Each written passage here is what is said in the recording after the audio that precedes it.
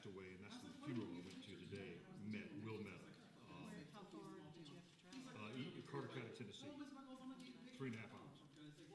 South of Bristol. Yeah. What time was the funeral? It was at 11, so I left at about 7. Yeah, and I met my brother and I had lunch afterwards, and Even better. yeah, and I knew Allie, the youngest. She had one son. She and Harry, one son, Randall, and Randall has four children. Allie, the youngest, adopted, is a practitioner.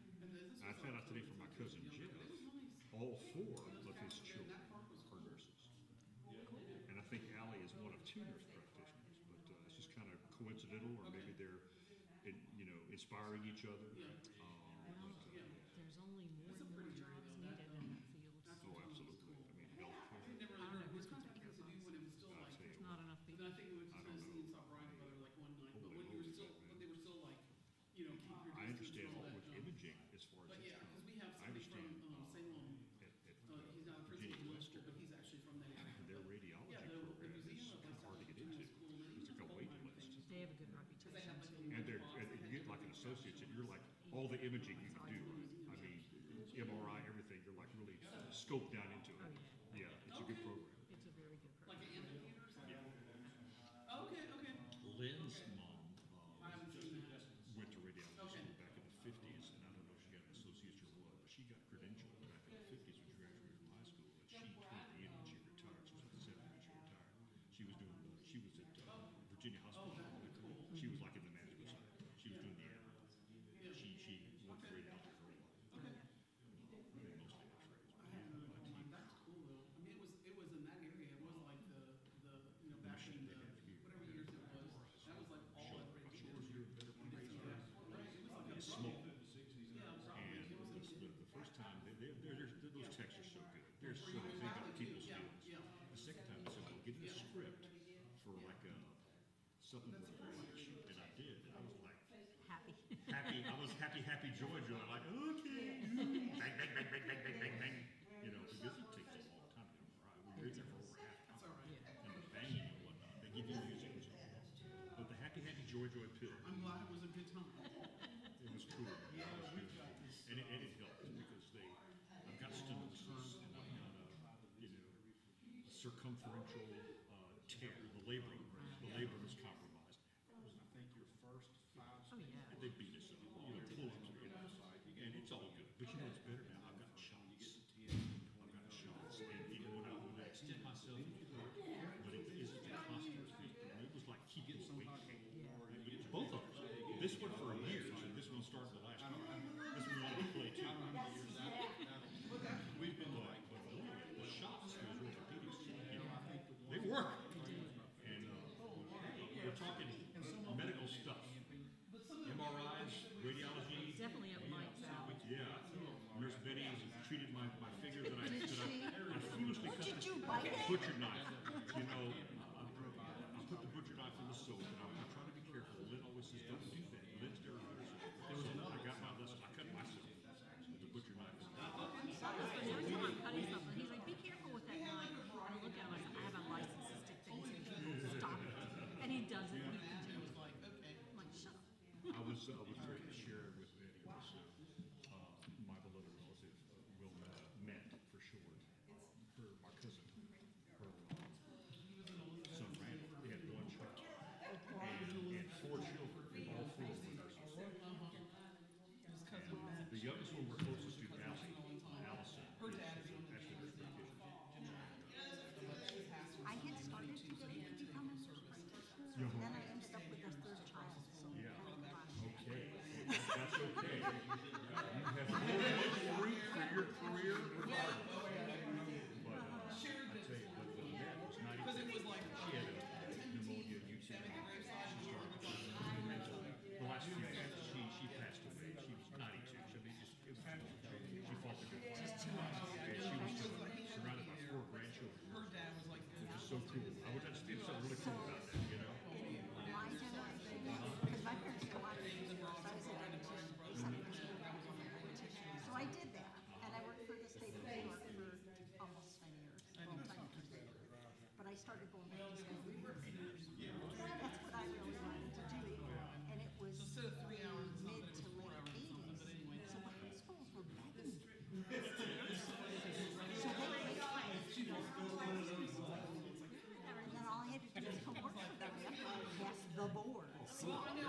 So that's what I did, but eight of us in my generation.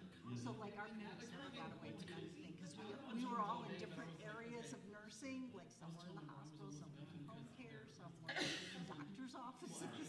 So like they couldn't get away with nothing. My first cousins were all teachers. They were all the teachers. I was the only nurse, but then I was younger than my oldest cousin by 33 years. But then the next generation, they're all nurses. Well, and Or I medics. would think if I hadn't been a nurse, I probably would have been a teacher, but I think in nursing you do so much teaching. Definitely.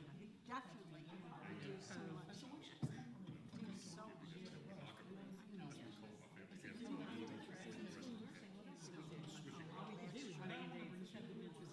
Oh, wait, not that one. That's a different one.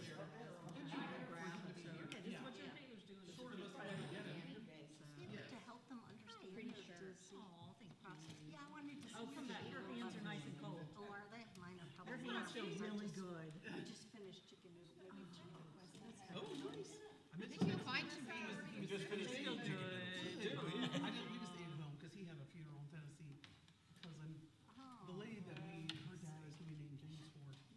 So he and his brother went. So I'm gonna tell the story of Will Meta here okay. in a minute, but you can just fire me. I'm gonna tell everybody. I think I told it bits and pieces. Well, remember it's being recorded, so maybe nothing. Well, I'm gonna ask Gail. Yeah, maybe don't. We're gonna start about 1 minute or less. I'm home, guys. Oh, Yeah, but then Sis called them already today. yesterday, in the evening brief, Already? Did they just get when back? they had gotten back on Friday, Because you both had to go to the bank and do some. Yeah. Oh, you didn't do it. Okay. in the end, we didn't. Okay. They got back on midday. Could I have everyone's attention? Pretty please with sugar on top. I was supposed to have a 4-hour-long meeting, mandatory clergy meeting. I called the DS yesterday and told her, asked her if I could not. And of course, I knew what she would say, but protocol, I asked Sarah if I could miss it.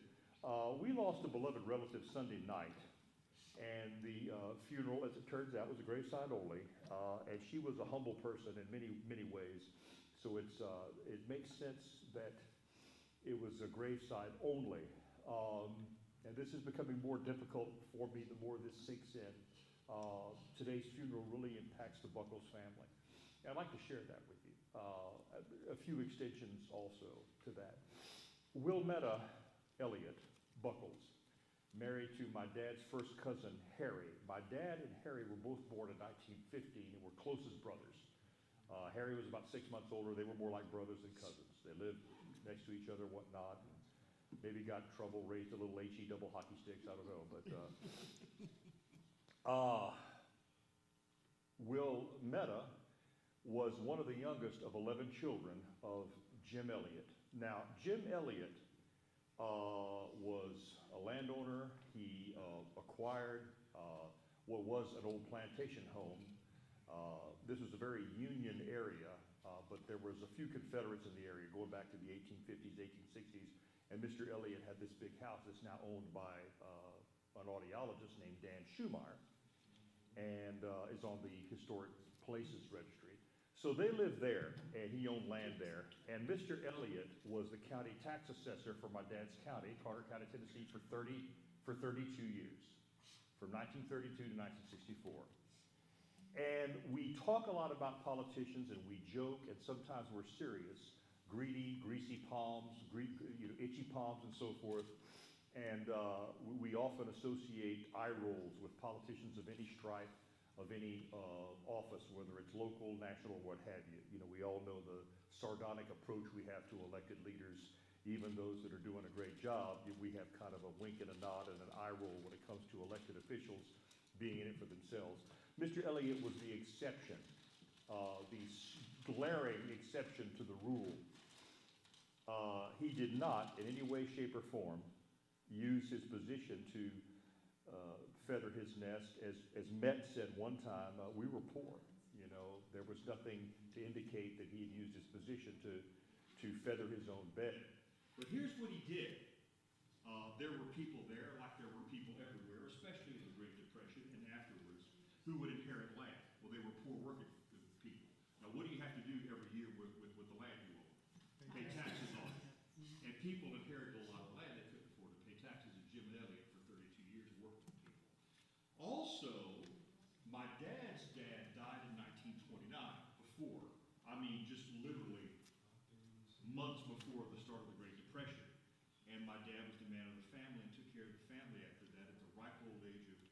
17.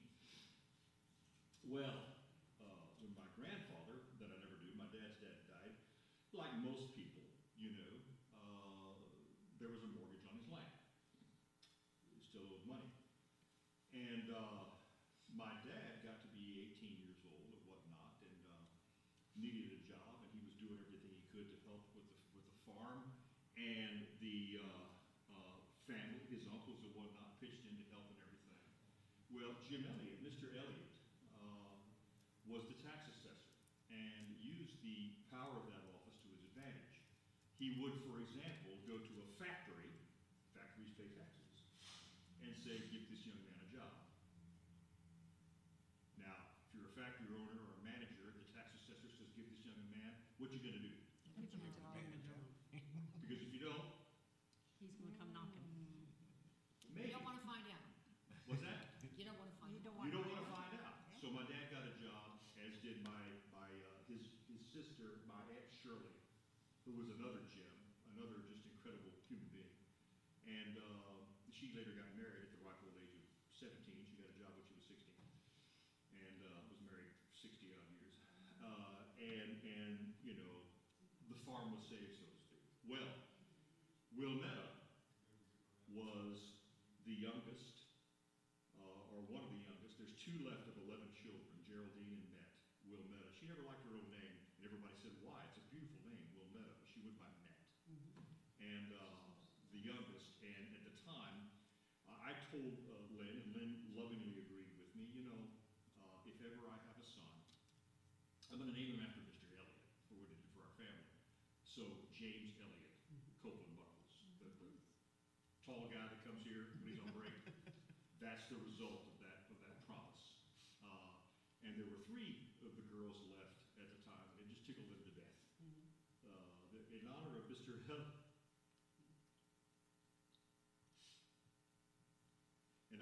Elliott, we named him James Elliott. Okay. Well, all this story, all this rambling, Met passed away Sunday, and there was no way I was not going to be at her service. And it was only a graveside service because Met wouldn't want anybody to make a fuss at the church. And I shared with 2 of the 6 nurses in our congregation here a minute ago. They had one son, Randall. I saw him today. He's 7. Randall has 4 children, and all 4 of them are RNs. And Allie, the youngest, is a nurse practitioner.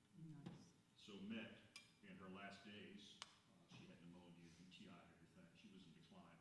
Was surrounded by 4 grandchildren nurses. And there's just something really cool about that. So that's a lot of story, and I've taken up a lot of time of our Bible study. But I wanted to share that with you. Selfishly, it's cathartic for me. But I wanted to share that with you because I just feel tremendous grace in that. And thank you for allowing your pastor to play hooky for the responsibilities today and go to another state to honor someone who is so important, not just to me, but my entire family. Okay. And Allison is adopted, as is James, and as is Ross. I was just talking about James. Okay. As is Ross, okay, and 2 of my cousin Leanne's children, and 2 of my cousin Lynn. There's 2 Lynn Buckles, the one I'm married to, the guy who lives in Kentucky. Okay, so 4 of us cousins, extended cousins, 1 first cousin and 2 extended cousins, you know, have adopted children. And I just, you know, I don't know what it is. Maybe it's a coincidence, I don't know, but you need it. So that's my story. And now I feel ready as if I can talk about Jacob. So tell me,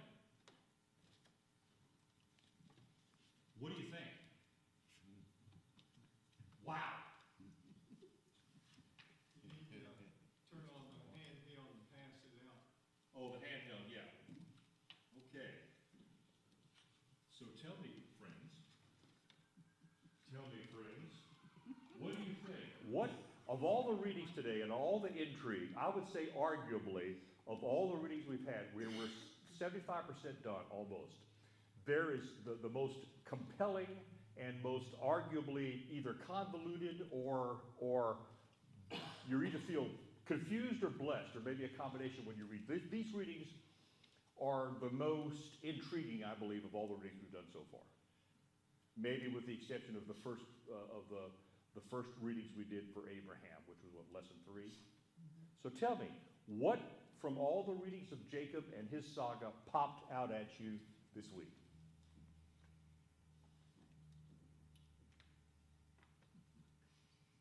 Yeah, I know she wants me to speak. I'm thinking. She's waving back here. You've got Linda back there who wants to talk I'll also. send it back to Linda in a second. Okay. I think what was most interesting, and they don't speak about it much, and that helps in the Bible that we have to not say much about it, was the wrestling with God. And I mean, it was a real vague passage, and I was just curious more about the wrestling of God. Absolutely. Linda, or anyone can have it. She's the hand I saw. Yes, ma'am.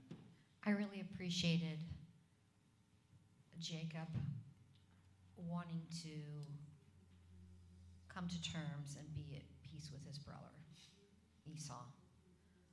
And, you know, he asked God for protection, but he also went the extra mile and, I'll call it, did his peace offering. Yeah. You know, Yeah. trying to do right by his brother, and to facilitate some sort of healing so that he could come back to this land and live in peace. They could live Okay. in harmony together.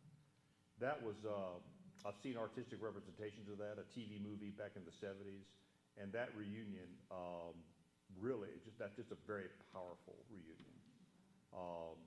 You know, I could make comparisons maybe in my own family. I never stole anything from my brother and ran away like Jacob did, but, sibling rivalry and whatnot, it really, very compelling, yeah. Anyone else?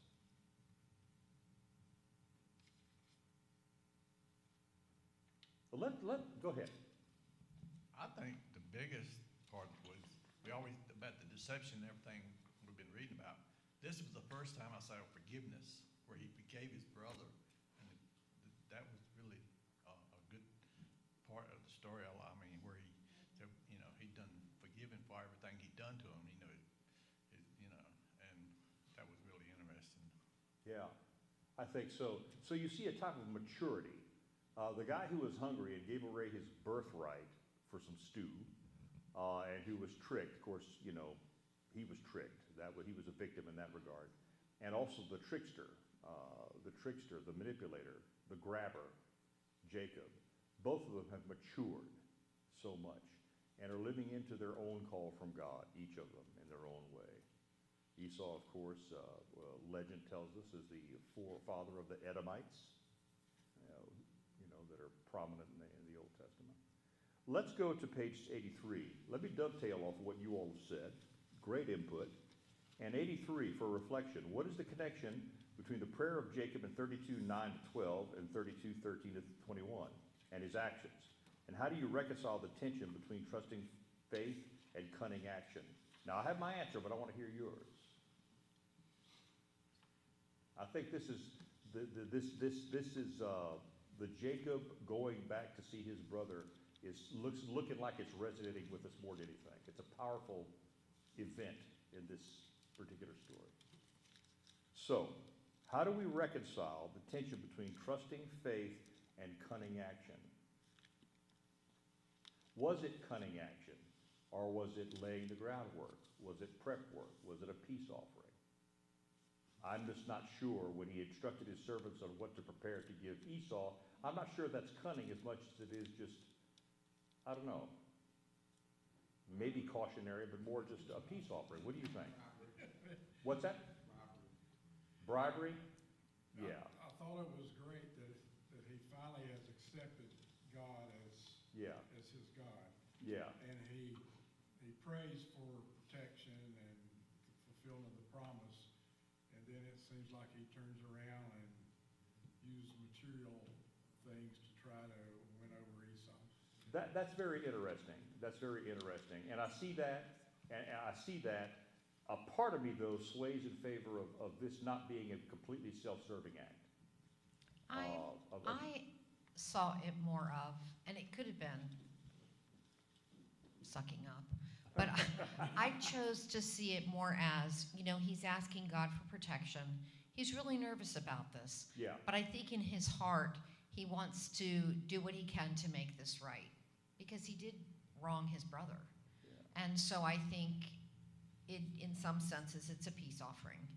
It's an acknowledgement of his own guilt. But also, I think too, with God, he could have just trusted God to do it and take care of it. But I think he's also seeing his own responsibility and trying to make this situation right. Instead of depending just on God, he's making the human effort. Okay. But that's Linda's heart. So. I'm with you. Is it possible he's being clever and genuine at the same time? Can you be clever and genuine at the same time? Can you be cunning and genuine at the same time? What's that? Yeah. I said we'll find out on the next side of heaven. We will, but I mean, I think when you read the first 40 chapters of Genesis, actually all of Genesis, all 50 chapters, you see a combination of traits and characteristics and emotions all over the place. If anybody can be a certain way, if anybody can be dualistic, it's in Genesis, right? Before we go any further, we still have 3 lessons left. Were you reminded of how intense Genesis is in the last few weeks? Every time I study it, I'm reminded of how intense it is. So much of who we are is defined here. Go ahead. Oh, I'm passing it to Leslie. Oh, you're passing it to I Leslie. thought you wanted to say Oh, something. you are? I'm good, I'll hold it. Okay. Let us read our text for tonight, our starting verse. And I want to thank in absentia, and I thanked her via text, Sherry, because I was at the funeral this morning. I want to thank Sherry Lynch for leading the morning session.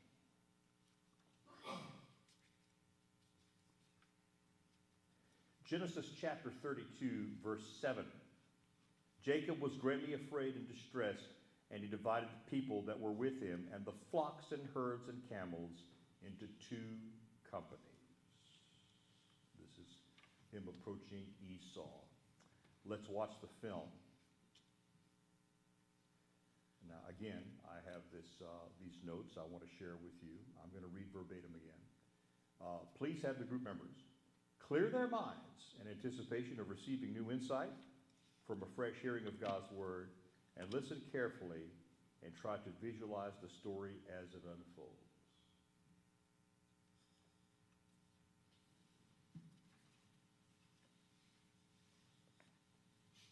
Look for what the conflict is and what drives the conflicts and the actions of the main characters.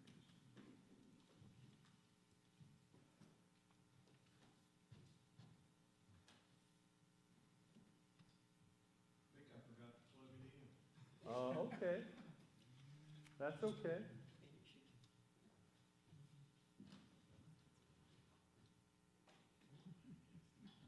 Got all the microphones.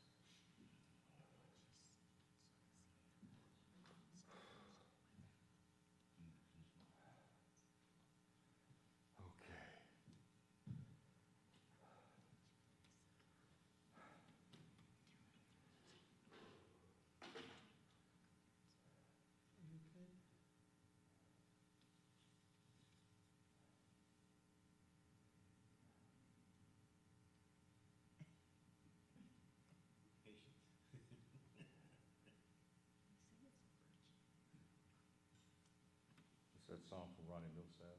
Any day now.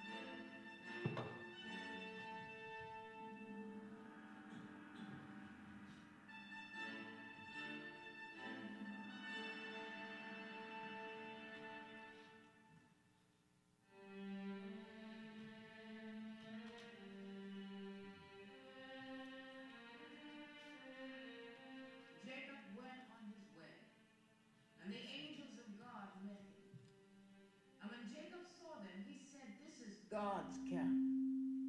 So he called that place Mahanaim. Jacob sent messengers before him to his brother Esau in the land of Seir, the country of Edom, instructing them, "Thus you shall say to my lord Esau, thus says your servant Jacob, I have lived with Laban as an alien and stayed until now. And I have oxen, donkeys, flocks, male and female slaves, and I have sent to tell my lord in order that I may find favor in your sight." The messengers returned to Jacob, saying, "We came to your brother Esau, and he is coming to meet you, and 400 men are with him."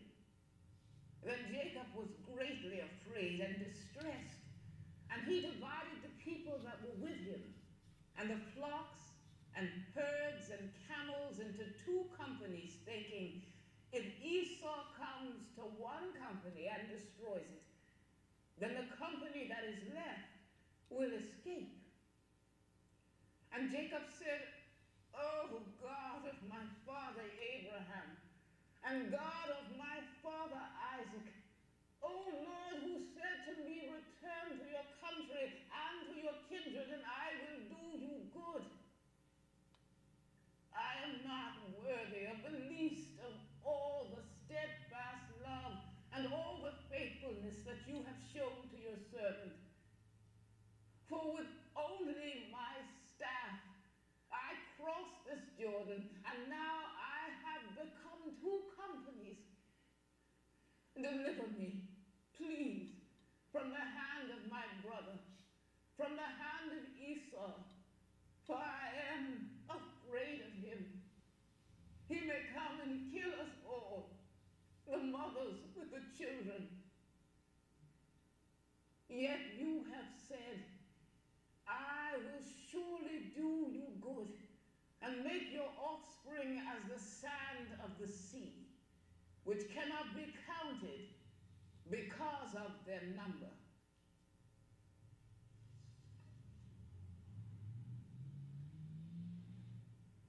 So he spent that night there, and from what he had with him, he took a present for his brother Esau, 200 female goats and 20 male goats, 200 ewes and 20 rams, 30 milch camels and their coats, 40 cows and 10 bulls, 20 female donkeys and 10 male donkeys.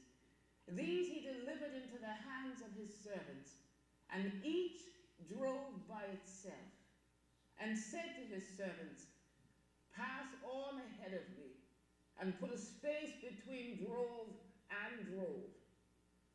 He instructed the foremost, "When Esau, my brother, meets you, and asks you, 'To whom do you belong? Where are you going? And whose are these ahead of you?' Then you shall say, 'They belong to your servant Jacob. They are a present sent to my lord Esau. And moreover, he is behind us.'" He likewise instructed the second and the third and all who followed the droves. "You shall say the same thing to Esau when you meet him.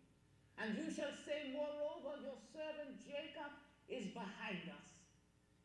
For he thought, 'I may appease him with the present that goes ahead of me, and afterwards I shall see his face. Perhaps he will accept me.' So the present passed on ahead of him, and he himself spent that night in the camp. The same night he got up and took his 2 wives, his 2 maids, and his 11 children, and crossed the ford of the Jabbok. He took them and sent them across the stream, and likewise everything that he had. Jacob was left alone, and a man wrestled with him until daybreak. When the man saw that he did not prevail against Jacob, he struck him on the hip socket, and Jacob's hip was put out of joint, as he wrestled with him. Then he said, "Let me go, for the day is breaking." But Jacob said, "I will not let you go unless you bless me." So he said to him, "What is your name?" And he said, "Jacob." Then the man said, "You shall no longer be called Jacob, but Israel, for you have striven with God and with humans and have prevailed." Then Jacob asked him, "Please tell me your name." But he said, "Why is it that you ask my name?" And there he blessed him. So Jacob called the place Peniel, saying, "For I have seen God face to face, and yet my life is preserved." The sun rose upon him as he passed Peniel, limping because of his hip.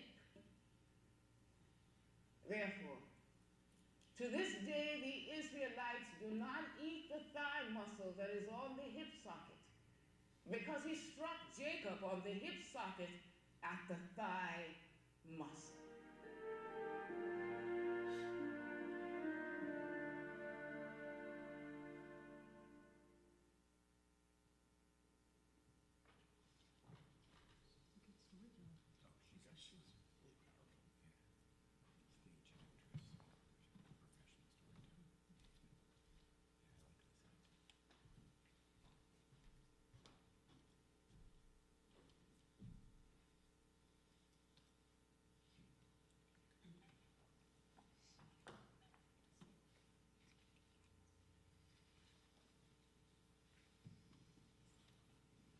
So, what motivates the actions of the characters? Where's the conflict? This one kind of pops out arguably better than the others.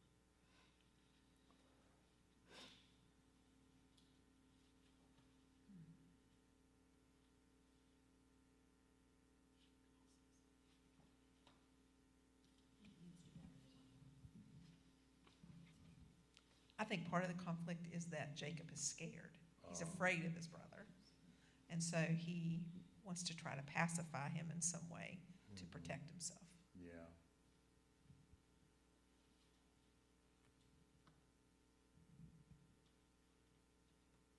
What are some of the images that came to mind? Did you visualize anything?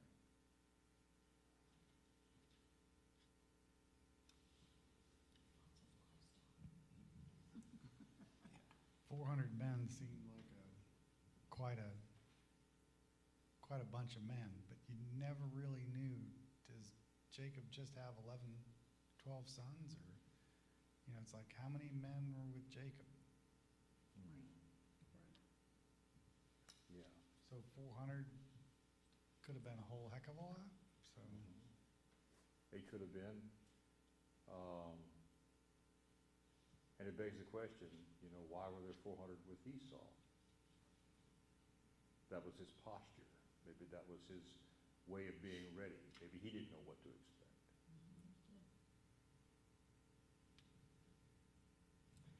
This is a new beginning. Every session, there's a new beginning. How would you define, how would you describe this new beginning? How is it a new beginning?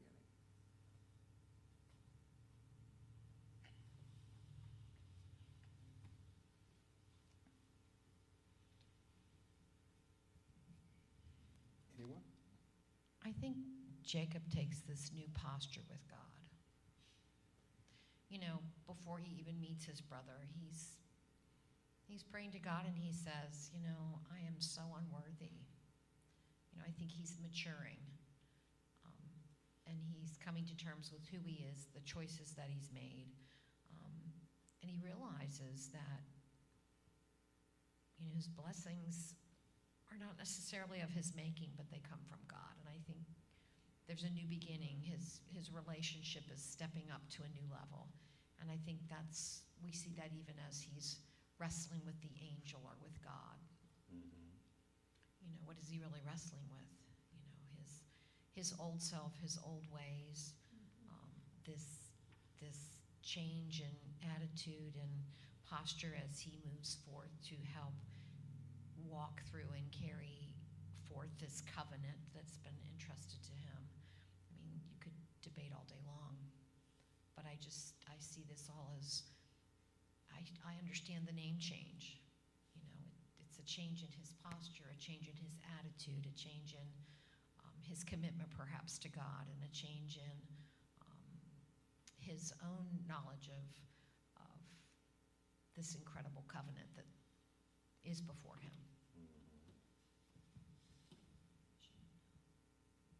And that is a great segue into our individual groups. And I'll do something different tonight. Instead of numbering 1 to 3 starting from the front, we're going to go to the very back. And Linda, you all, the 3 of you, be group 1. And someone prepared to take notes? Group 1, please. Scan Genesis 32 and 33. Scan Genesis 32 and 33 and identify the steps Jacob takes in order to make peace with his past. Scan Genesis 32 and 33 and identify steps Jacob takes in order to make peace with his past.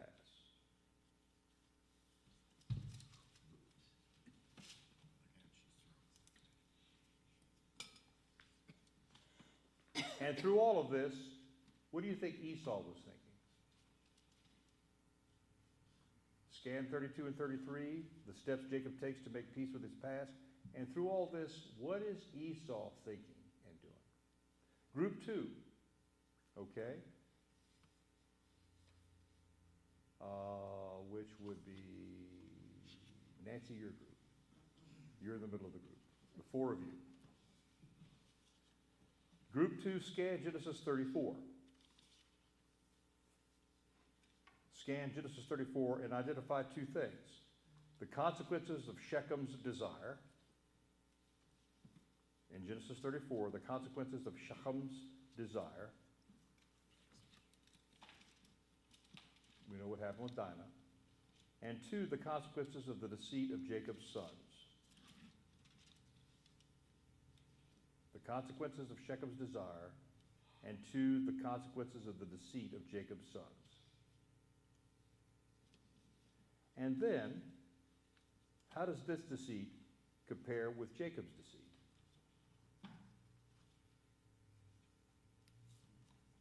Okay? The consequences of Shechem's desire, the consequences of the deceit of Jacob's sons, and then compare and contrast the deceit of Jacob's sons and Jacob's deceit.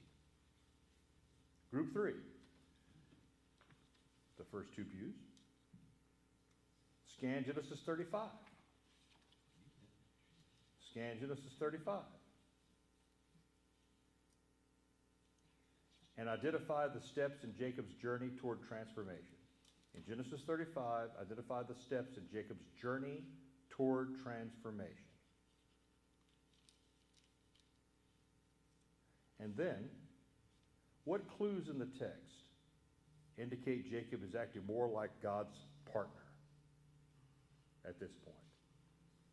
What clues in the text signal that Jacob is acting more like God's partner at this point, as defined in Genesis 35? Everybody got their assignment? You have 10 to 12 minutes.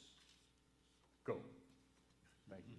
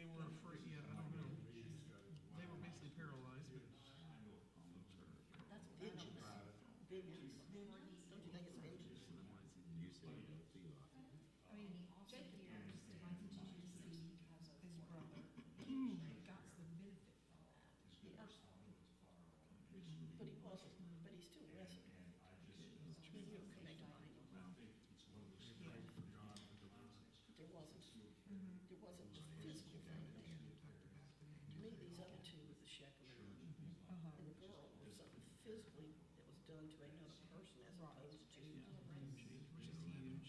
something, defiled God. Right. Something more.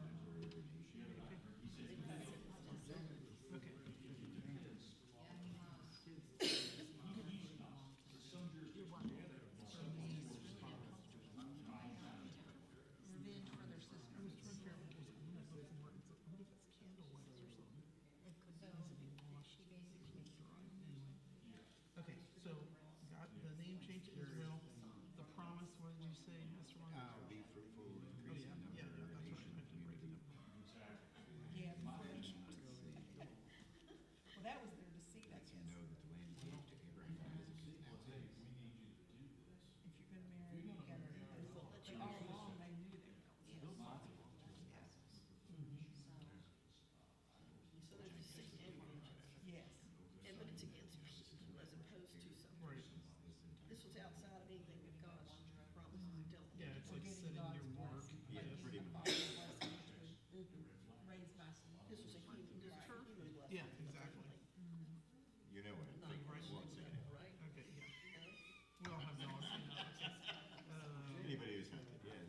That God went from his place, okay, so he set up the pillar, he poured a drink offering on it.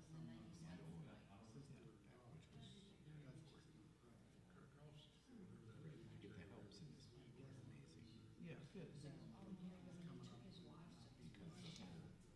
we were talking about the first one, like all the offerings he made to Isaac, that was Circumcised that was custom. is godly. God appeared Yes.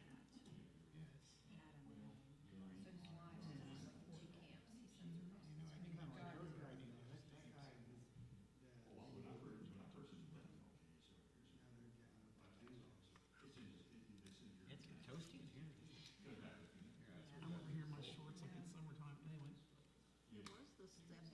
Well, I had jeans on all day, and I took a shower, and I was like, okay, I'm done, I'm wearing shorts. circumcised Um, because that was a covenant. I would live in them all year if I could. With God. With God. All right. So it And was so all. they were trying to, they used that covenant with God as a trick Trick and to get them. That doesn't really. It's not really God. No,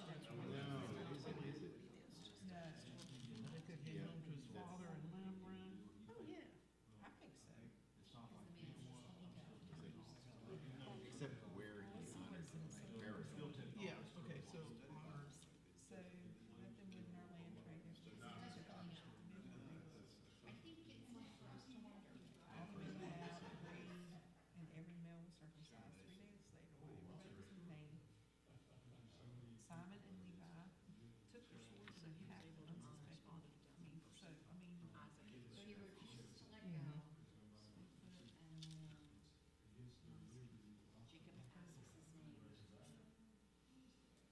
That is a big transformation. Was that? That he was able to honor both Rachel, but then Isaac. He came back in time to save Then he's kind of like, well, because he didn't also Yeah. It's okay, he- And of course, they were both together. Yes. That covers it, yes. I think we got. We're a quick step.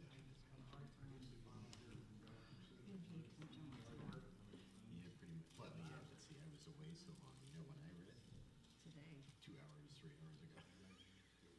So it's very fresh in my mind. Okay, so the consequences. Sorry, I knew what I wanted to talk about last week too, even though I wasn't here.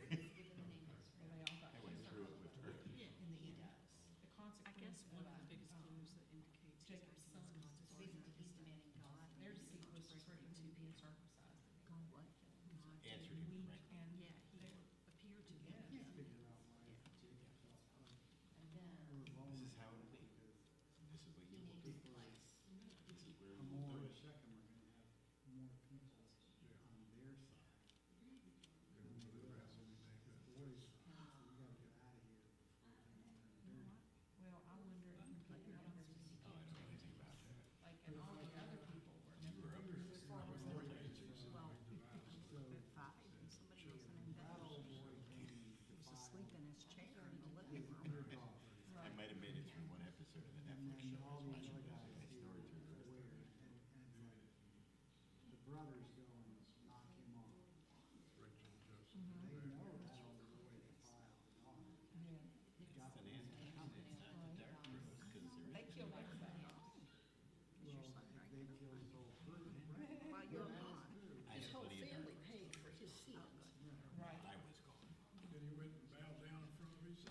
they saw, probably the, they saw that as the vengeful God.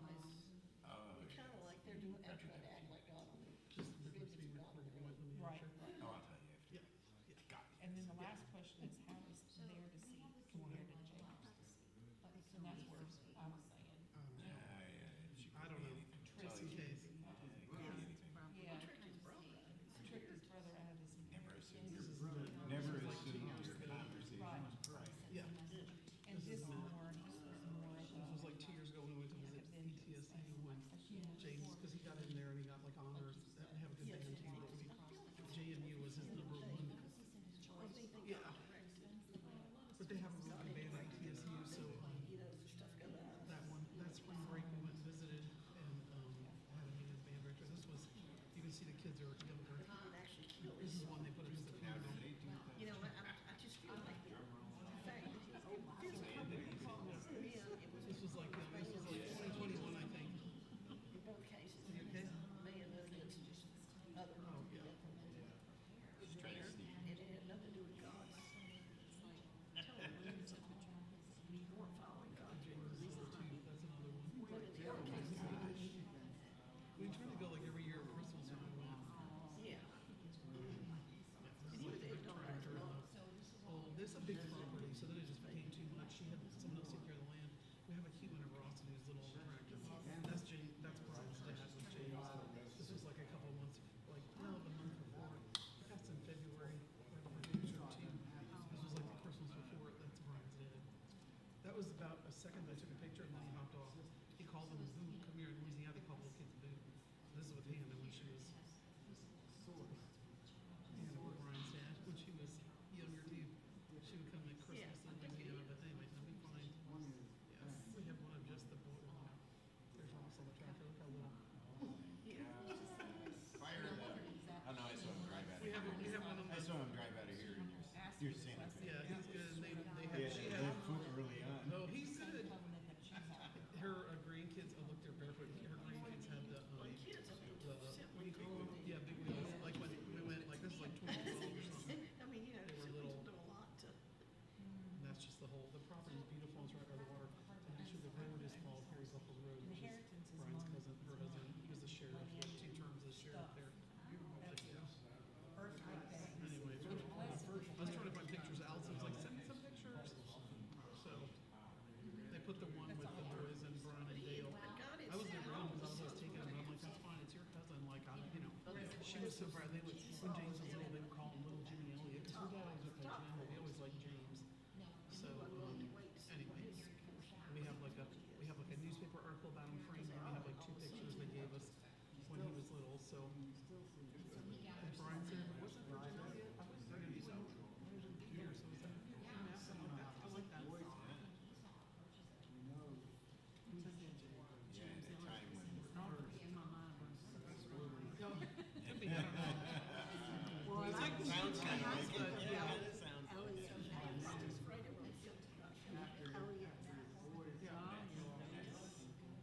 I showed him one of those pictures with Matt. Oh, yeah.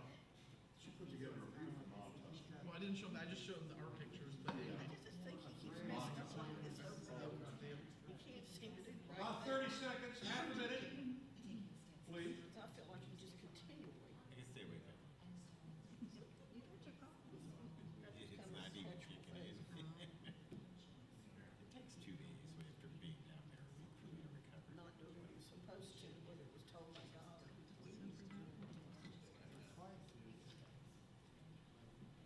dogs are happy to see him. God, yeah. Dogs and the cat. And the cat, the one. Bring the dogs in from outside, they know that I'm the trained sucker, so they sit down automatically. The cat gets up from wherever he is and walks over past both of them. Let's come back together. So I'm gonna get a treat too. Group 1, you had Genesis 32 and 33, the steps Jacob takes to make peace with his past, and Esau's insight. What did you come up with? Okay. It's kind of long-winded, so I'll try and skim through it. We looked through all the little things, but it kind of opens up with he's acknowledging that this is God's camp. He's establishing his faith in God, in his allegiance to God.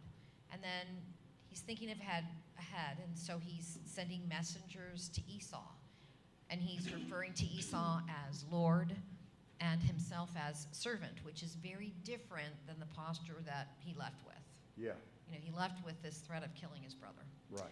So now he considers dividing into two camps, and he prays to God for deliverance. He asks God for help, for support, for protection.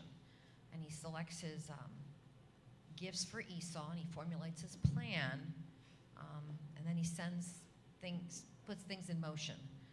And he sends his wives across the river, and then he spends this time alone. And there were members of the group that thought maybe he just needed the night off. But we decided that it was probably more likely that, you know, he, just as Jesus went away to pray, you know, he needed time to really think about this, to think about what was going on. And perhaps this wrestling with the angel, with God, was perhaps more of an internal conflict than a physical one. Yes. You know, we don't know. But just coming to terms with everything that had happened, coming to terms with the need to move forward. And we think it's very interesting that during the wrestling, Jacob gets injured. You know, there's this threat to him, but he refuses to let go. He's so determined, and so demands the name, and is not given a name, but demands a blessing. And so once the blessing is passed, he's given a new name, Esau, and just in recognition of this wrestling match, this coming to terms, this interaction with God, again, he acknowledges God and names this place Peniel. Then he actually divides into the two camps, all the gifts are moving forward. And we talked about how in Esau's eyes, so the last time he saw his brother, you know, one is going one direction, one is going the other. His brother has stolen his birthright, has stolen his blessing. There's animosity and hatred, and there's the threat of death. And so here is Esau. Probably messengers went ahead and said, oh my gosh, your brother's back, he's coming. And so here comes Esau with 400 men. Probably he didn't know what to expect. And as each wave of gifts came, and as each individual said, your servant Jacob has brought these as gifts for you, Lord. You know, with each successive drove, he sees Jacob's sincerity, and probably those 400 men were like relaxing a little because we didn't have to put on any armor and charge forward. But we think probably for Esau, the whole idea was Jacob's returning. What is this all about? And then as the whole thing progresses, his conscience or his fears are put at ease. He probably was as afraid of Jacob that this whole thing could blow up.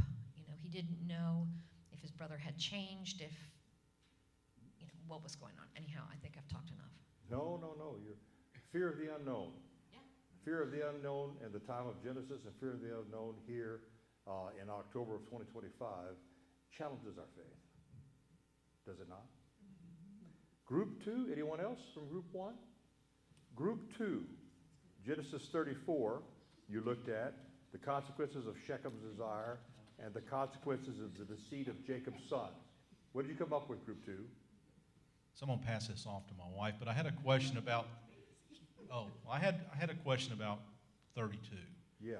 And it just may be the version that I'm reading, but during the wrestling contest there, it says, but Jacob stayed apart by himself, and a man wrestled with him until dawn broke. Now, I've always assumed the man to be God. And then right after it says, when the man saw that he couldn't defeat Jacob, he grabbed Jacob's thigh and tore a muscle.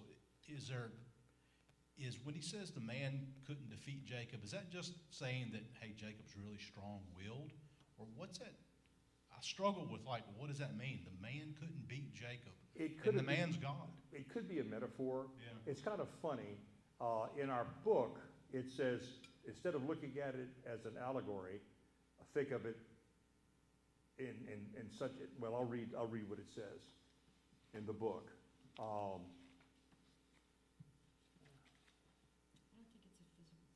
Okay. It says Well, I here, don't think it's a physical thing either, but it was, to me, that's worded oddly when it said the man couldn't beat him. yeah, let me take a look here.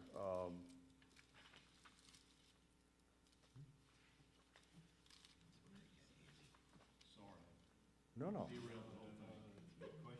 Okay, page 79.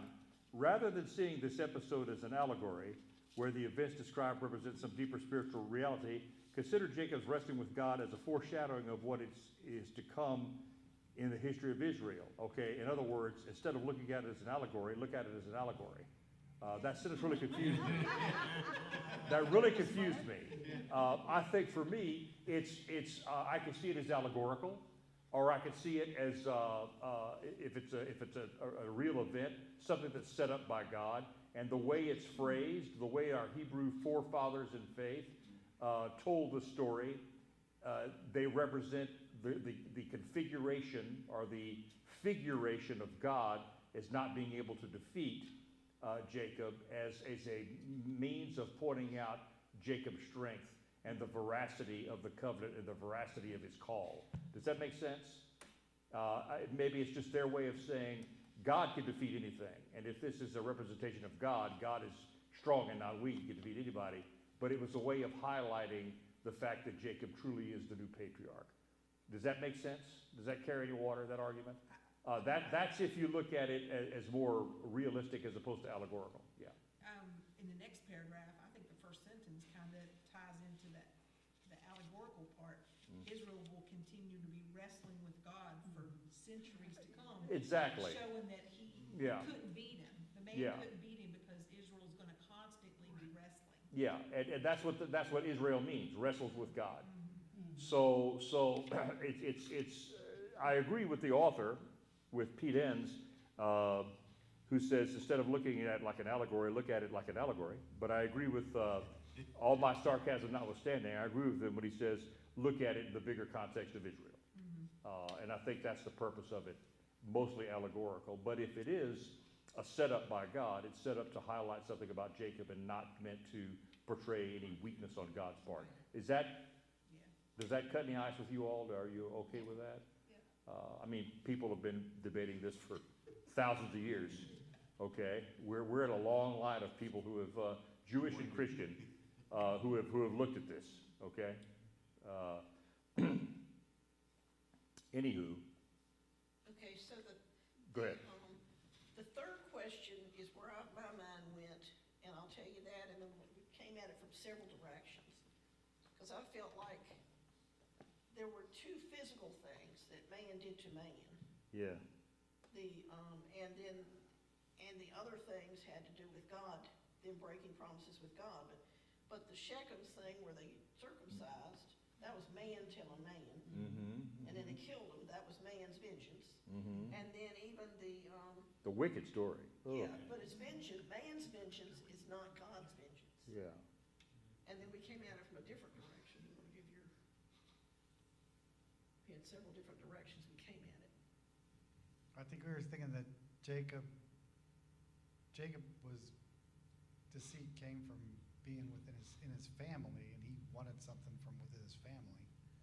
Whereas the brothers saw their sister get wronged, and when their sister was wronged, then they came up with a plan to get vengeance upon them, and one was the source of evil doing, so the brothers' deceit was a result of evil doing, whereas Jacob's deceit was just the result of the desire to have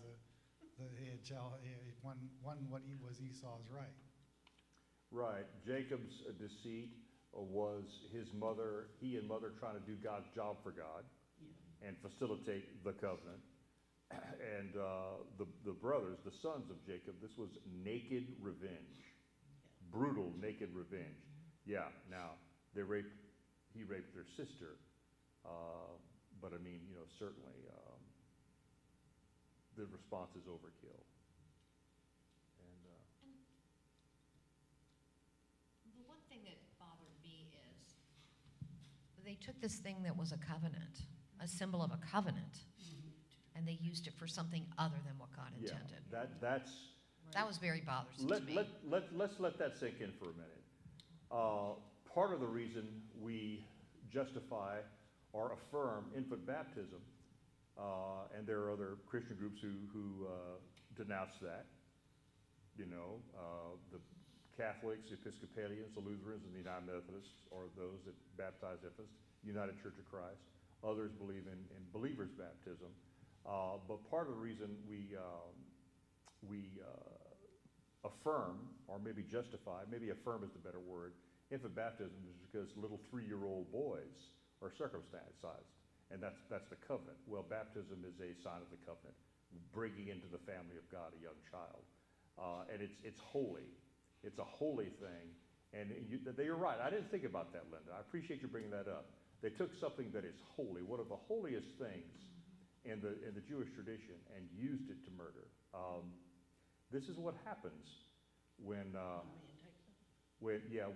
God says 2 plus 2 and you come up with 5. That's what happens, okay? That's a very good point. If we're not repulsed by parts of Genesis, personal opinion, we're not reading it correctly. And we're not learning from it. I think that there are things reflected in Genesis that made God cry. Okay? What else? Group 2. Well, and then you could say the hip, when he physically had it, that was another physical thing that was involving. So he finally got it when he had the hip thing after wrestling. Yeah. So I don't know. Do you want to say anything? I just had a question about blessings. I have a feeling that's more significant than just, I bless you, son. You know, Yeah. like he was asking for that blessing for himself, which kind of made him the stronger inheritance of that covenant with God or something. Like blessings are very important In that time, in that culture, the father's blessing was required. That was the official passing of the baton. Great question. We use the term blessing differently now, all these years later, but back then, the blessing in that context was the official passing on of the covenant. Yeah. Not just the inheritance of the earthly material things, but that covenant with God. Yeah, exactly. Okay. Take up where I left off with God, so to speak. Yeah. Great question. Yes, ma'am, Linda. Well, and how much too is, he took Mike. his brother's blessing. Yeah. And so now he's asking God for the blessing. Uh-huh. It wasn't enough to get it from his father. Now he needs it from his heavenly Father. So that kind of played in my brain.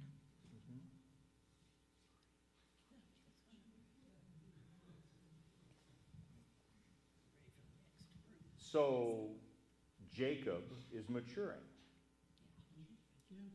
Is it God's influence that's making him mature? God's guidance? Is he learning the same way all people do? I could say in my 40s, I did things differently and thought differently than I did as a teenager in my 20s. Now I'm 64, and I think in some ways extremely different, radically different than I did in my 40s. Maturity comes with time. And maturity doesn't mean you were immature before always, even though we could argue, well, anyway.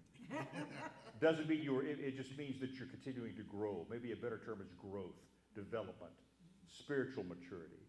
So is he living into the covenant? I mean, would we be remiss to say his maturity does not come from God and God's influence? Every step of the way, we see interaction. And after the interaction with God, we see something that speaks to a more mature faith. Or am I misreading? What do you think? Talk to me. I think twice. What? I think twice he has Esau. Like Esau's coming with his 400. Let me split my group up into 2, so at least there'll be something of me left over. Yeah. And then, like after the sons kill all that one village, he's like, let's get out of here before someone comes after us. And it's kind of like, did he really need to split into two, or was that just him acting on his own? After, how many of those other people in the community around Shechem, would they really be coming after him for taking action against someone who defiled their sister? I don't know. Why didn't Jacob hold his sons accountable? Another question. He does in the future. Yeah, he does in the future. So we see a lot of the cultural clannishness, okay? Well, let's protect ourselves. And people are people, no matter, we're part of a fallen world, and our fallenness comes out. And what they did, the revenge is an example of that, and the aftermath, let's get out of here, is an example of that. So maturing in faith doesn't mean you have perfect judgment. Was Jacob leaving part of the land that God had promised Abraham's descendants, or was he just going to a different corner? I think he was going to a different corner, to a neutral corner, to use a boxing metaphor. Good question. Group 3, steps in Jacob's journey towards transformation, and what clues are there that he's acting more like God's covenant partner? Okay, we said he returns to Bethel. He builds an altar to God. He has everybody get rid of their idols. You know, he buries the idols and the jewelry. The altar was called El Bethel, or however you say it. Then God appears again, blesses him, changes his name, which, I mean, that's pretty significant to have your name changed, because that's your identity. Let's see. And he receives the promises to be fruitful, increase in numbers. The land that God gave to Abraham and Isaac is now his. This is coming from our group. I'm just speaking here. And then Jacob set up a stone pillar where God talked to him, and he poured drink and oil on it. Like Mike was saying, that was the important part, because it wasn't just set up. He poured oil on it. That was Bethel. And then he honored Rachel by burial, after she had her other son, and also honored Isaac's death. So that's a lot of changes from what we've seen before. What else? And God appeared to Jacob. We see less and less of God appearing to people as we go into the Bible, but God actually appeared to Jacob, which leads into our question number 2 of that's an indication of Jacob acting as a partner with God. I don't think we can ever put them on the same level. God will always be above, but it was more interaction in person. And the altar, the setting up of the altar and the anointing of it, he is realizing full force, what's going on here is holy. This is truly godly. I'm just not a guy who's God's tossing a favor at. This is long term. This is for real. This is the land. This is the people. This is a nation thing. The altar. The altar wasn't for himself. So, yeah. Well done, everyone. Let's watch the next clip if we could. And our admonition, our urging for this clip is, listen for what is said about the various appearances of God called theophanies. A theophany is an appearance of God in Genesis and what they say about God. Listen to what's discussed in terms of the various appearances of God and what they say individually about God.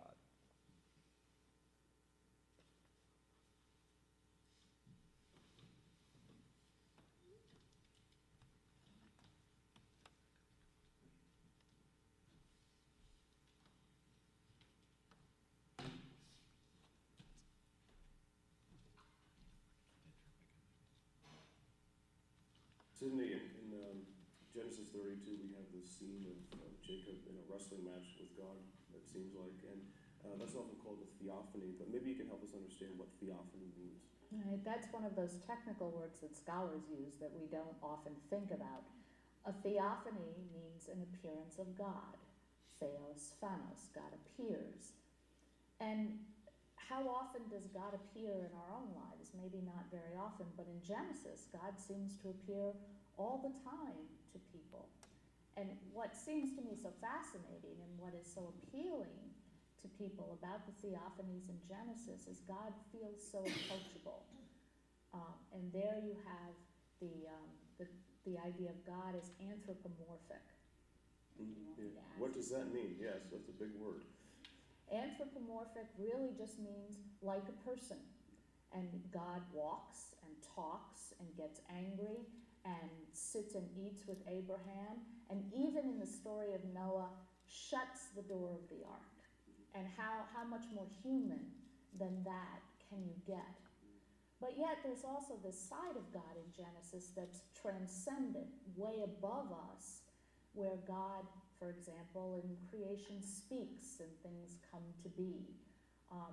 But that immanent, personal side of God is really so appealing in Genesis. What are some of maybe the big highlight examples in Genesis of God really being sort of very human, being a part of us, and that kind of theophany, that which is called an immanent theophany? What are good examples of that in Genesis? Well, in the story of Adam and Eve, God breathes his breath into Adam's nostrils. So the idea of God breathing is pretty personal. And then he strolls in the garden, and you get this sense of God just out for his constitutionals, so to speak. Another example would be in the story of Abraham, where God and his companions show up at Abraham's tent, and Abraham prepares a meal for them, and they evidently sit and eat. So you have God eating. Again, how much more human can you get than that? They just seem like men. I mean, they're people walking around. And in fact, Abraham doesn't really know it's God until later in the story. And in this story of Jacob that we just heard read, Jacob seems to think, at least at the beginning, that he's wrestling with another human being. And in fact, if Jacob knew it was God, would Jacob have wrestled at all? I'm not sure I would have. Well, doesn't it say in the story too that the man wrestling with Jacob couldn't overpower him and so had to touch his hip? That's an interesting way of putting it. It's a very human portrait of God there, isn't it? It's so fascinating, because the idea that, first of all, that Jacob and God can wrestle together, can be in that kind of close physical contact. Who could imagine that God would come down to the human level so closely that God can be touched? And then it goes on to say that neither prevailed against the other. How can we imagine that God and Jacob could be on such an equal footing that they can't prevail until finally God has to kind of do a trick move almost, and sort of throw Jacob off his balance? It's as personal and close as you can possibly get, and really speaks to a God who is with us in that close personal. Well, maybe we can talk now too about those personal theophanies, but you have the other kind as well, and especially when you move from Genesis maybe to the book of Exodus, you have different kinds of theophanies. Maybe we can talk about those. It changes, doesn't it, when you get into Exodus? You get God as very transcendent. God appears in a burning bush, a bush that burns and is never consumed, and Moses is told to take off his shoes. You get God coming down on Sinai in the form of a huge thunderstorm. Rocks crack and the wind blows and the rain pours down, and people are terrified. One can't blame them. And then every time Moses goes up onto the mountain, this cloud descends on it, and he can't be seen, and the people are left down there below thinking, what is going on? And then Moses comes out of this cloud, and his face kind of glows, and he has to put a veil over it so people don't get scared. So that's that transcendent God. And there's a real tension in the Hebrew Bible between the transcendence of God, God is powerful, God is different from the human, and the immanence of God, God as personal, God as like the human. And we feel that tension in those stories, and I think we also experience it in our lives. Sometimes in our lives we feel that God is really transcendent, far away from us, not approachable. And at other times, God feels very approachable and God feels close to us. And of course, in the incarnation, in Jesus, we talk about God actually becoming human, as immanent as God can be to us. So the ultimate picture of God's being with us, Emmanuel, God with us, and no one has seen God except through Christ. That's what the Gospels say. Exactly. Yeah, so I mean, how does that help us understand the God of Genesis by looking at this issue of theophany and immanence and transcendence? What do we take away from that, from the book of Genesis, in terms of our understanding of God? Well, like in Genesis, one of the hallmarks of God, as he's portrayed there, is that he travels with Abraham, with Isaac, with Jacob, with Joseph. He's not put in one place, and he doesn't stay in one place. He travels with them, and he helps them overcome whatever problems they have. And I think that says something for people who read it today about a God who travels with us on our journeys, no matter where we go. And maybe especially in our own mobile society today, that's more meaningful than a God who's only found in Jerusalem, say, or in our local church.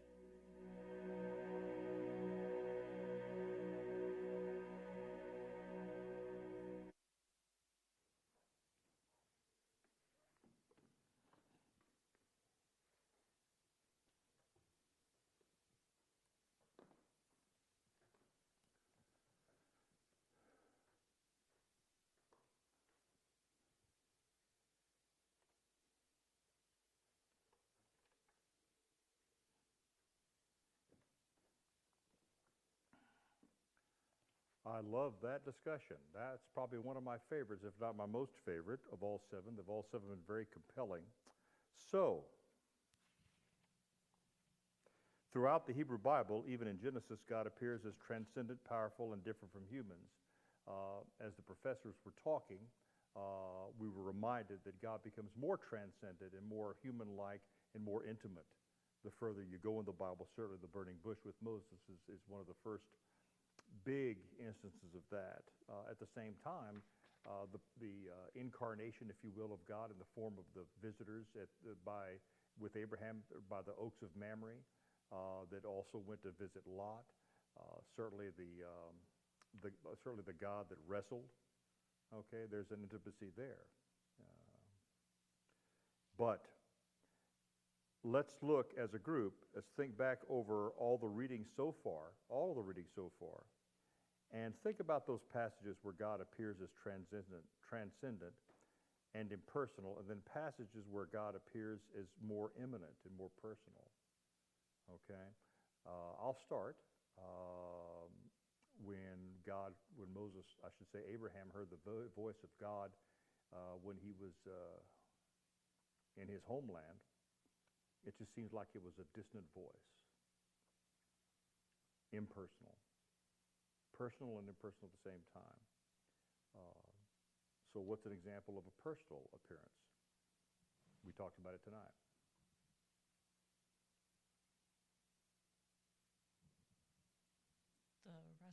The wrestling, yeah, very personal. Literally or allegorically, really a very personal reflection on God. Reflection of God. According to Sidney Crawford, a fascinating and appealing aspect of the book of Genesis is that God often feels so approachable. Do you see God in what we've read so far these last 7 weeks as approachable? Yes and no?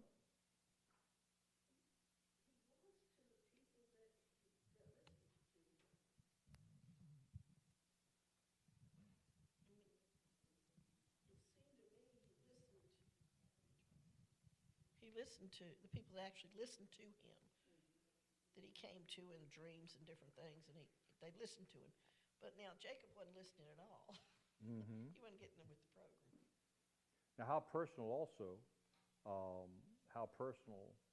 was, think of the very famous interaction between Abraham and God, the one that's very emotional. Which one am I talking about? The sacrifice, but even before that, Sodom and Gomorrah. If there are 50, if there are 45, if there are 40. I mean, you start to well up when you think about that. This guy's dickering with God over his fellow human beings. Is there not something very intimate with that? So maybe the personal and impersonal theophanies are interspersed. What do you think? Talk to me. Maybe sometimes they're supposed to be personal, and other times they're supposed to be more distant. What do you think? Or is it coincidental?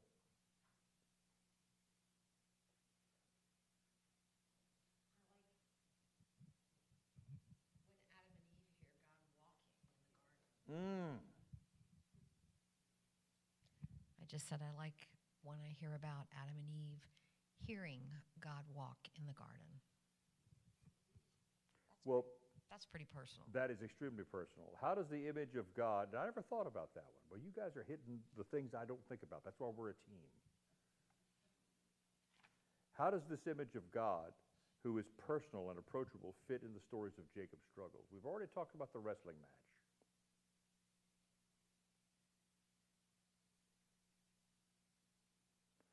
What else? What about the dream?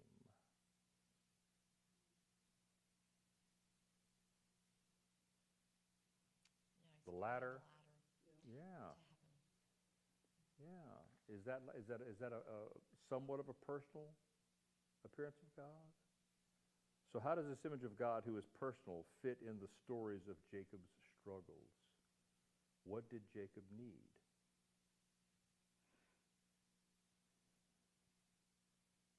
Abraham needed to hear a voice, and he took off across the desert. Isaac was more like his dad. What did Jacob need?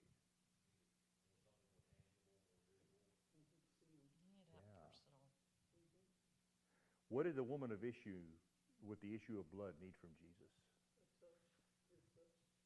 What did the man born blind need from Jesus? What does God do for us individually? Meets us where we are. Jacob needed more TLC. Abraham heard a voice and said, I'm on it.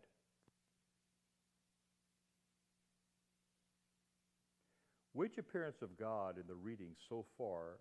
Okay, we've covered many. If we've covered one already, say it again.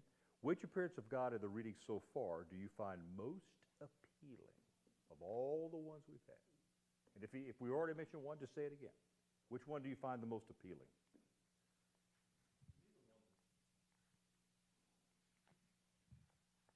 To me, the one that's most appealing is when he meets with Abraham outside of his tent, and I guess Abraham doesn't really know who he is at the time, but he invites him in and said, hey, you're going to eat. We're going to eat together. Yeah. And that's when I guess then later he realizes that it was God, but that's an indication that we should treat everybody equally regardless of who they are. I think that's one way to look at that. So I find that very appealing. Very much so. We certainly know God incarnate in the form of the one called Jesus, but there were pre-carnations, incarnations, human representations of God, and you're right. And I think for me, I'll answer my own question. I'm touched by that, especially how that morphed into the discussion of the appeal for Sodom and Gomorrah. Very intimate, and that's, that I find the Abraham, that portion of Abraham's story very appealing. Others, which so far has been very appealing. We've got 7 out of 10 sessions done, and we've covered, thankfully, covered a lot. Anyone else? I'm with Linda. The picture of God walking in that garden with humans before it was all broken. It's just a peaceful, calming image that I can go to. Absolutely.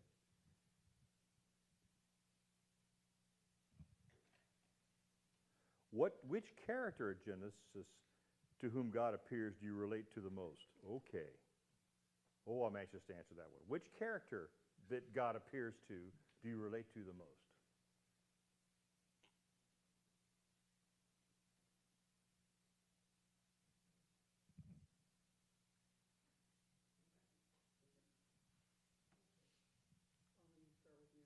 No, no. No. Not for this one. I want to hear you all first. I think you all know mine. Go ahead. Through Abraham to Sarah when she was barren. Uh-huh. Man, that took a lot of, I don't know, faith and just perseverance to get through those years. That had to be just, I don't know, emotionally wearing. Mm-hmm. Which one, which appearance might be very appealing to women? To Hagar, especially those who feel marginalized.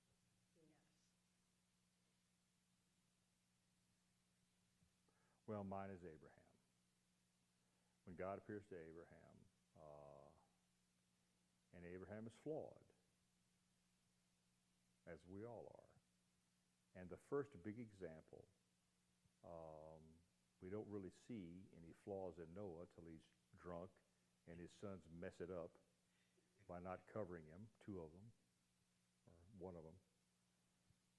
But in Abraham, we see first, aside from Adam and Eve, and certainly Cain, but we see a patriarchal figure, the first figure of the covenant, if you will, and who does some things that we don't approve of, but whose faith is deeply rooted, who acted on faith. He was a part of his culture, that's why. Who else? Which characters in Genesis to whom God appears do you relate to the most?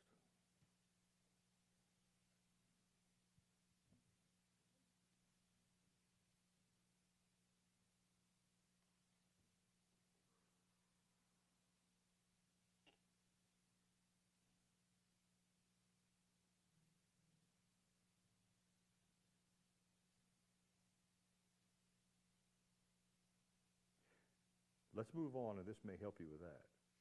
In Genesis, we're about done. In Genesis, encounters with God are often marked by the naming or building of something to commemorate the moment. We discussed the altar at Peniel, at Bethel. Okay, something is often named to commemorate the moment. Now, normally, this last part that says in pairs, I just do it as a group, but I'm going to break you up into pairs as we wind down here. If you do not want to pair up with your significant other, pair up with someone else. The reason I say that is because you should love to pair up with your significant other, but you may already know each other's answer. So find someone find someone other than your spousal unit. Okay? And in pairs, share encounters with God that stand out in your life. Okay? You got 3 minutes. Maybe 4.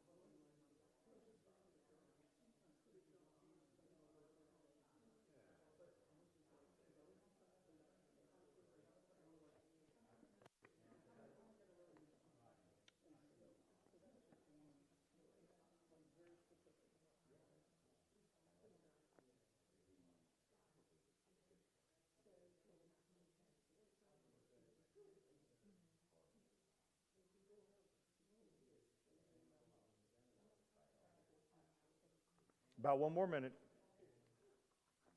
1 more minute.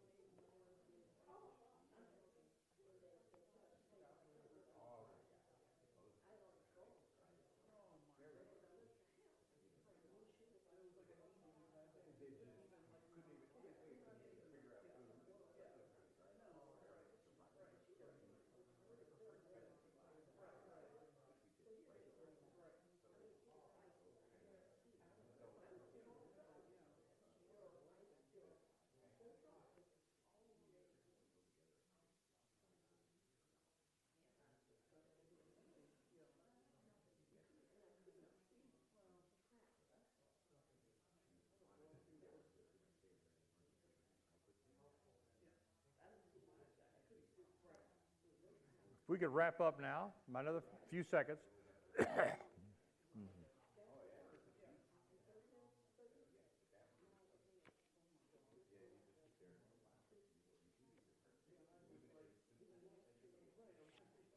Let's come back together. Let's come back together. Would anyone care to share what you discussed or what your partner told you, encounter with God that stand out in your life?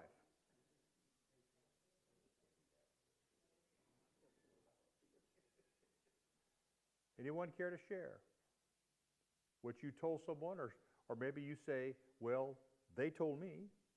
Would you care to, anyone care to share? You don't have to. Yeah, who's got the mic?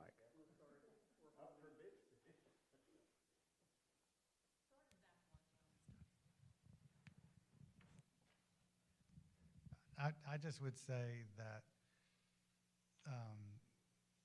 the encounter with God comes from just that quietness, and there's just a certain amount of clarity that in God's presence when He's sharing something with you quietly, in the quiet, whether it's the quiet start of the day, or there could be all kinds of tumult breaking out around you, but there's just kind of a pause in it. And there's just enough of a pause for Him to make room. Kind of like that, was it the still cool breeze? Mm-hmm. That's God going by. Amen. Thank you. Anyone else?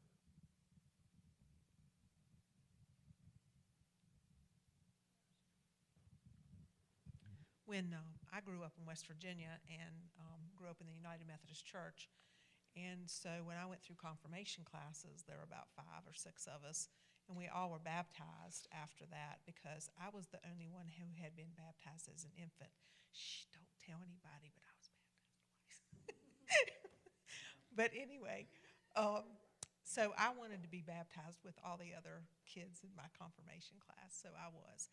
So this was at Easter. It was in March. There were still patches of snow on the ground, and we didn't have a baptistry. We're a United Methodist Church. So where do you go? The river. So all the parents were down there. They had blankets and things, and so we all went in the river and were baptized. But when it was cold going in the water, and the minister baptized me, and when I came up, I never felt cold. And I could tell, I just knew it was God. I never felt any cold. How old were you? I was probably 12, 13. Okay. Anyone else?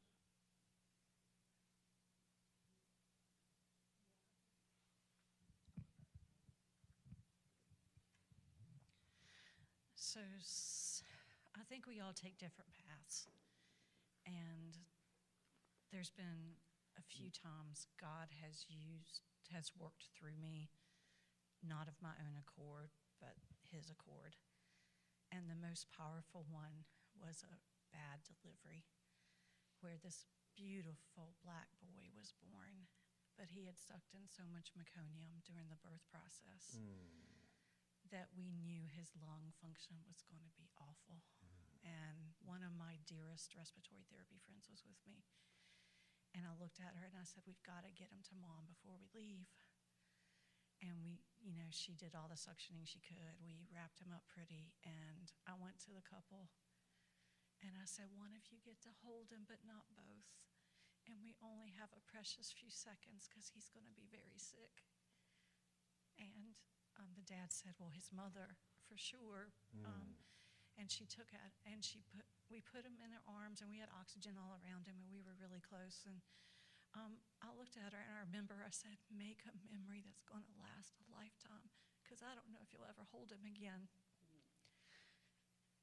And he was strong. This baby was so strong. And we kept him in our NICU overnight at least. And then we transported him to Emory in Atlanta for heart-lung bypass. And that's a pretty brutal treatment, y'all. It's, we won't get into that. But he was a warrior, and he fought, and he made it through. He was there a few weeks, and he came back. And I kept looking for the parents. By then, I wasn't working full-time. I was a school nurse most of the time and just PRN. And I finally found them like the night before they left, and I went up to the mom and I said, I don't know if you remember me, but I needed to see you again. And she just put the baby down and she said, I thought you were an angel because I've been looking for you. So I had a minister of my Methodist church back in Georgia, had a preemie, and after he went to visit his little preemie granddaughter, he sought me out and he just said, Betty, when I walked in NICU, I felt God's presence. And he said, I've never felt it that strong there. And I'm like, it's there so often. And I don't know. I was definitely used, and I can think of other times where I know the words out of my mouth aren't mine, they're God's. Because I would say something totally different. But I don't know, that was a powerful one. So. A God time, a God moment.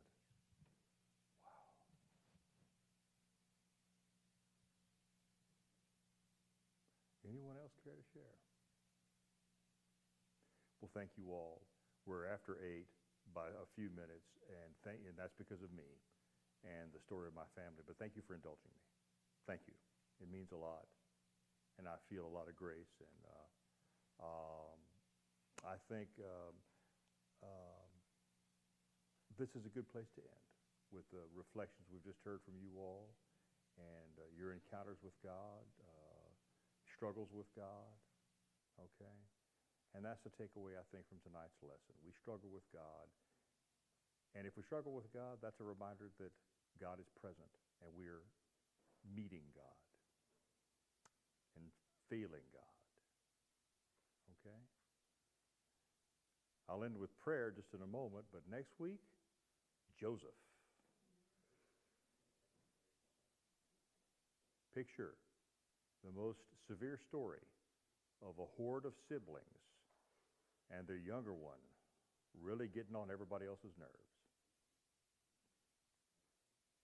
Next week, we cover that big time. The story gets further involved and is more revealing to us of God's presence and God's perseverance through us. Bow your heads, please. Gracious and loving God, we thank you for the reflections and the testimony and the love and grace that we've experienced tonight, and these stories from Genesis that are reminding us of who we are and where we are in our faith journey. And thank you for all the reflections that have been shared by everyone tonight and how they have touched us and reminded us of you and your perseverance through us and your grace. In Jesus' holy name, amen.